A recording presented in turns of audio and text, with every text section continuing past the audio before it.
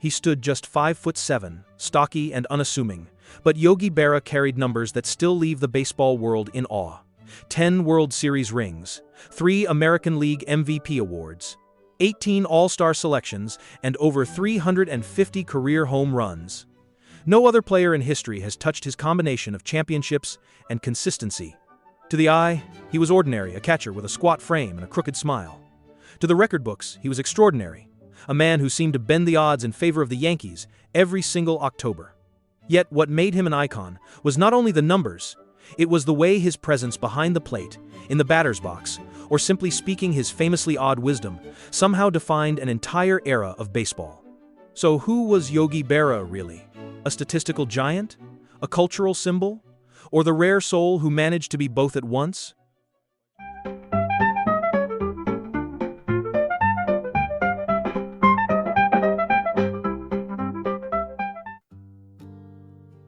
He was born Lawrence Peter Berra in May of 1925 in a working-class Italian neighborhood of Street Louis, known as The Hill.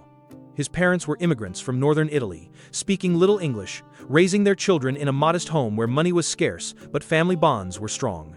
The streets were narrow, lined with small shops and churches, and for young Larry, soon to be known as Yogi, those streets were his first ballpark. He and his friends played endless games of stickball, sometimes until the evening light disappeared. Baseball wasn't just a pastime, it was an escape from poverty, a promise of something larger. As a child, he was small, stocky, often underestimated.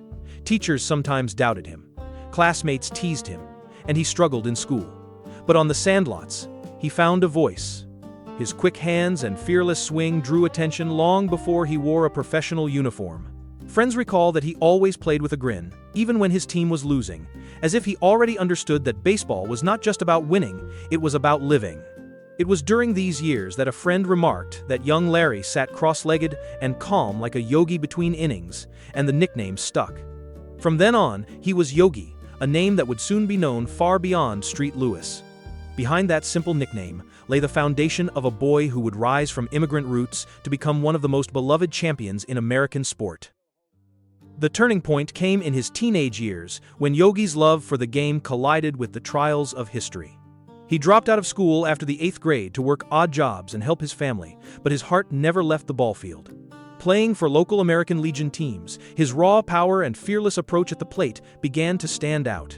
Scouts noticed him, but there was hesitation. His short, stocky build didn't fit the mold of a future star. The first true break arrived when the Street Louis Cardinals showed interest. Yet, instead of signing Yogi, they offered his friend Joe Garagiola, another boy from the Hill, a contract. Yogi was left behind, a decision that stung deeply. For a moment, it seemed fate had closed the door, but then the New York Yankees appeared. Branch Rickey, then with the Cardinals, had doubted him. The Yankees saw something else: toughness, character, and a swing that punished mistakes. In 1943, they offered him a contract, and Yogi seized it. Before he could wear pinstripes, though, another calling came first. At 18, Yogi enlisted in the U.S. Navy during World War II. He served as a gunner's mate on a landing craft during D-Day, firing rockets as Allied forces stormed the beaches of Normandy. It was a baptism of fire, and he survived. That courage, that composure under pressure, would follow him back onto the diamond. When the war ended, he returned to baseball, carrying with him not only dreams of the big leagues, but the unshakable steel of a veteran who had seen the world at its darkest. By 1946, he was finally wearing Yankees pinstripes. The squat catcher from the Hill, once overlooked and doubted, was now standing at the threshold of baseball immortality.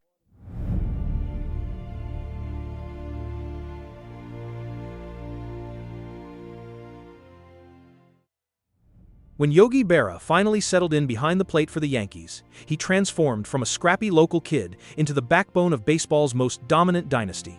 His swing was compact, unorthodox, even awkward to the eye, yet it produced relentless results. Pitchers groaned because he could hit almost anything. Balls thrown in the dirt, fastballs high and inside, curves outside the zone. Yogi found a way to put the bat on them and drive them to the gaps. Over the course of his career, he launched 358 home runs and drove in more than 1,400 runs. Astonishing numbers for a catcher in any era. But it wasn't just his bat. Behind the plate, he was a general. He caught Don Larson's perfect game in the 1956 World Series, leaping into Larson's arms in one of the most iconic images in baseball history. Pitchers trusted him because he understood the rhythm of the game. He knew when to challenge, when to fool, and when to coax. His leadership steadied the Yankees through an era of dominance.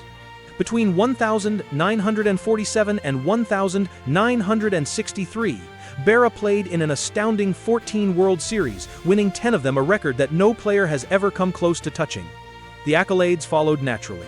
He was named to 18 consecutive All-Star teams. He won 3 American League MVP awards in 1951, 1954, and 1955, and finished in the top 5 of the voting almost every year throughout the decade.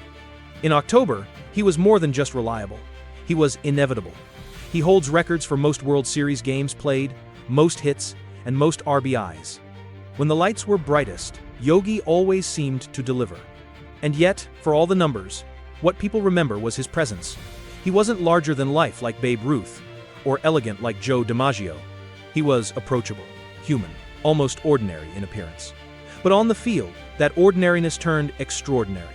His squat frame became a symbol of resilience. His crooked smile masked a killer instinct. His very existence on the diamond reminded fans that greatness could come in unlikely shapes.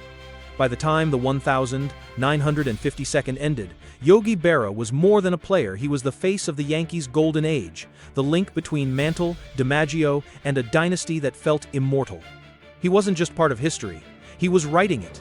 One swing, one throw, one championship at a time. For all his triumphs, Yogi Berra's journey was not without shadows. As the 1962nd dawned, time began to chip away at his body. The knees of a catcher never last forever, and his once tireless frame grew heavy under the strain of crouching for thousands of innings. Younger stars emerged: Elston Howard, then Johnny Blanchard, slowly pushing Yogi from the everyday lineup. The Iron Man of October was becoming a spectator. Then came the most painful chapter, his brief and turbulent stint as Yankees manager in 1964. He guided the team to the World Series in his first season, but the front office fired him immediately afterward, citing clubhouse discord. To the public, it was a shocking dismissal. To Yogi, it was a wound that cut deeper than any strikeout. He had given the Yankees everything: blood, sweat, championships, and yet was cast aside in an instant. Even later, as he found success managing the Mets and returning to the Yankees in various roles, the scars remained. In 1985, owner George Steinbrenner fired him just 16 games into the season, breaking a promise to give him a full year. Yogi felt so betrayed that he refused to set foot in Yankee Stadium for nearly 15 years. For fans who had grown up with his crooked smile and steady presence, the sight of Yogi estranged from the Yankees was heartbreaking. It was a reminder that even legends are vulnerable to age, to politics, to pride. Behind the trophies and the laughter of his Yogi-isms was a man who, like anyone else, carried hurt and disappointment. In the end, Yogi Berra's legacy reached far beyond the chalk lines of the diamond. He was more than his 10 World Series titles, more than his 3 MVP awards, more than the 358 home runs that thundered off his bat. He became, in his own way, the conscience of baseball, a living bridge between the mythic past of Ruth and Gehrig and the modern age of Mantle and beyond.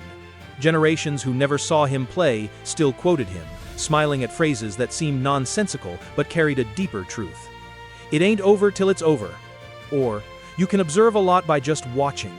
His words became folklore, stitched into American culture as tightly as the stitches on a baseball. When he finally reconciled with the Yankees and returned to Yankee Stadium in 1999, the ovation was thunderous. Fans rose not just to honor his numbers, but to thank the man who had given them a lifetime of memories. That night, when Don Larson and Yogi embraced once again on the mound, two old men recreating a moment from 1956, it felt like baseball itself was paying tribute to its soul. Yogi Berra was inducted into the Hall of Fame in 1972, but his true shrine was never Cooperstown. It was in the living rooms, the schoolyards, and the ballparks of America. He was proof that greatness doesn't always look perfect, that humor and humility can live alongside dominance. He was, in the simplest of terms, a champion of the game and of the human spirit. Today, when fans speak of Yogi, they don't just recall his statistics. They recall a man who made them laugh, made them believe, and made them proud to love baseball. His name may be etched in stone, but it lives most powerfully in the stories we tell and the memories we share. For Yogi Berra, it truly ain't over because his legacy will never be.